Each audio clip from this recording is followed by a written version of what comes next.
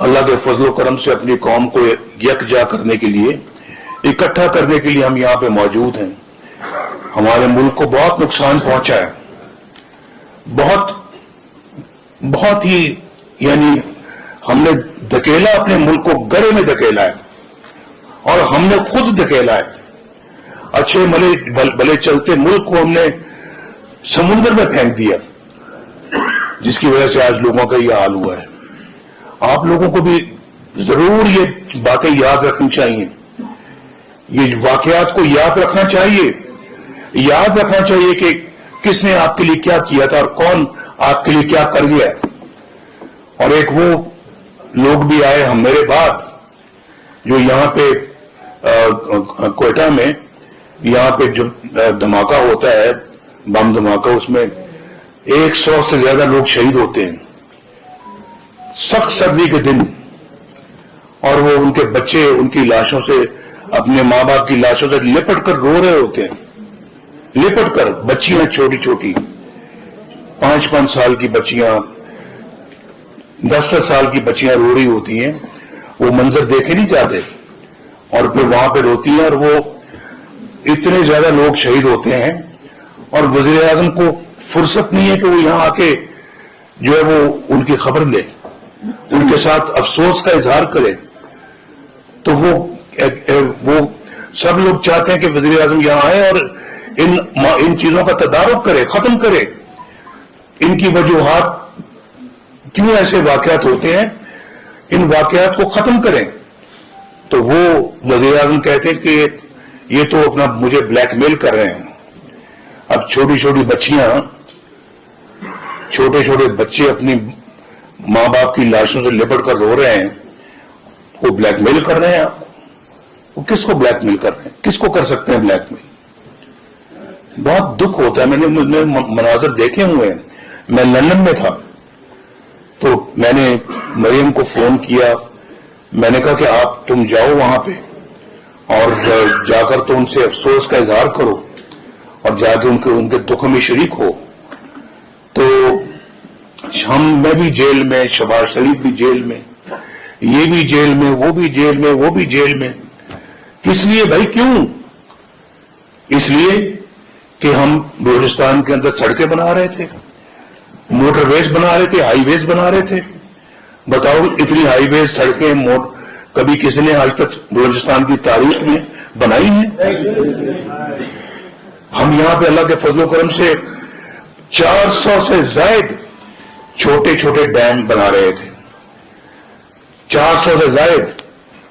اور ہم نے اسکالرشپ جو دیے، وہ الحمدللہ شہباز شریف صاحب نے بھی ان بچوں کو وہاں پہ پنجاب کے اندر داخلے دیے، اسکالرشپ دیے ان کو، اور ان کا اپنا اللہ کے فضل و کرم سے ان بچوں کو پڑھایا لکھایا۔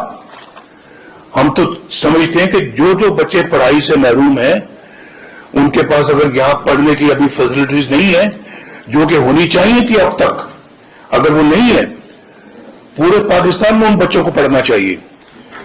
ان بچوں کو ہر اچھے کالج میں، یونیورسٹی میں، چاہے وہ لاہور میں ہے، چاہے وہ اسلام آباد میں ہے، کراچی میں ہے، پشاور میں ہے، جہاں پہ بھی ہے، ان کو وہاں پہ تعلیم ملنی چاہیے۔ یہ بہت ضروری ہے، اور یہ ہم نے اللہ کے فضل و کرم سے یہ جو ہے وہ اس کا اہتمام کیا۔ جو دانش اسکول شہباز شریف صاحب نے بنائے تھے، ان بچوں کو ان دانش اسکولوں میں داخلے دیے، اور ان کو وہاں پر داخلہ ملا جہاں پہ وہ دوسرے پنجاب کے اچھے گھرانوں کے بچوں کے ساتھ پڑھتے رہے ہیں۔ ہم تو یہ چاہتے ہیں بلوچستان کے ساتھ، ہم تو یہاں پہ جو ہے وہ، آپ کو پتہ ہے کہ کچھی کنال جو ہے وہ کوئٹہ سے کافی دور ہے، لیکن وہ 1.25 لاکھ 1.5 لاکھ ایکڑ سیراب کرتی ہے۔ اس کو ہم نے مکمل کیا، اور کتنا پیسہ دیا؟ 50 ارب روپیہ دے کے اس کو ہم نے مکمل کیا۔ یہ باقی تو سب باتیں کرنے والے تو بہت آئے ہیں، جنہوں نے باتوں سے آپ کو جو ہے وہ آپ کی ہمدردیاں لینے کی کوشش کی، لیکن عملاً کبھی کسی نے کچھ نہیں کیا۔ یہ پہلی مسلم لیگ نون ہے جس نے کوئٹہ کے بارے میں بھی سوچا، گوادر کے بارے میں بھی سوچا، لورالائی کے بارے میں بھی سوچا، یوگ کے بارے میں بھی سوچا. تو میں اپنے بزرگوں کا بھی جو میرے سامنے بیٹھے ہوئے ہیں اور بھائیوں کا بھی، بہنوں کا بھی، اپنی بیٹیوں کا بھی میں بہت خیر مقدم کرتا ہوں. اور مجھے بہت خوشی ہے کہ میں بھی آج کئی سالوں کے بعد اگر آیا تو پہلے کوئٹہ آیا، پہلے بلوچستان آیا، اور آپ کے چہرے پھر میرے سامنے ہیں. مجھے بہت خوشی ہے آپ کو دیکھتے ہوئے، اور بہت سارے لوگوں کے چہروں سے میں بہت اچھی طرح سے واقف ہوں. تو یہ گیپ بہت بڑا گیپ تھا. اس کا نقصان پاکستان کو بھی ہوا، قوم کو بھی ہوا. یہ سال اور اس سے پہلے والے سال بھی جو 90 کی دہائی میں تھے، جب ملک بدر ہوئے یا قید کاٹنی پڑی یا مقدمے جھیلے ہم نے برداشت کیے، وہ سارا وقت قوم کی خدمت میں جو کہ میں معمور کر سکتا تھا میں اس سے محروم کر دیا گیا. وہ قوم کے کام آتے تو اس سے اللہ کے فضل و کرم سے ملک کا بہت کچھ بھلا ہوتا. لیکن نہ جانے ایسا کیوں ہوا کہ اچھے بھلے چلتے پاکستان کو روک دیا گیا، اچھے بھلے پھلتے پھولتے پاکستان کو پیچھے کی طرف دھکیل دیا گیا، اور اچھی بھلی پھلتی پھولتی قوم کو خوشحالی سے محروم کر دیا گیا. یہاں تک محروم کر دیا گیا کہ بجلی کے بل دینا ایک عذاب بن گیا. ادھار لے کے بجلی کے بل لوگوں نے دیے اور دیتے ہیں. کئی تو اپنی جائیداد کو بیچ کر بجلی کے بل پورا کرتے ہیں، اثاثے بیچتے ہیں. میں جب وزیر اعظم تھا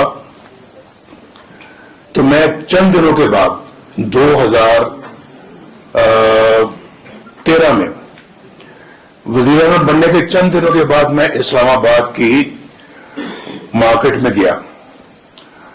تو میں وہاں جا کے میرے سٹاف بھی میرے ساتھ تھا. تو اچانک گیا، میں نے جا کے تو وہاں پوچھا، سبزیوں کے ریٹ پوچھے. کوئی سبزی 10 روپے کلو تھی، کوئی سبزی 20 روپے کلو تھی، کوئی 30 روپے کلو تھی. بس اسی اپنا دائرے میں تھی. اور پھر اس کے بعد جو ہے وہ چینی، آٹے کا ریٹ وہ بہت ہی کم تھا اللہ کے فضل و کرم سے. روٹی اس وقت 3 یا 4 روپے کی ملتی تھی. تو آپ اندازہ کر لیں کہ آٹے کا کیا ریٹ ہوگا. چائے لوگ چینی ڈال کے پیتے تھے. پتہ نہیں آج چائے میں لوگ چینی ڈال کے پیتے ہیں یا نہیں پیتے، یا چینی کے بغیر پیتے ہیں. چینی ڈالنے کو دل چاہتا ہے لیکن پیسے نہیں ہیں، چینی مہنگی ہے، تو پھیکی چائے پیتے ہیں.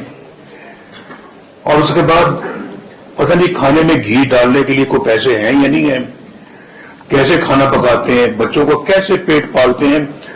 اگر بجلی کا بل ادھار لے کے ادا کرتے ہیں تو پھر بچوں کا پیٹ کیسے پالتے ہوں گے؟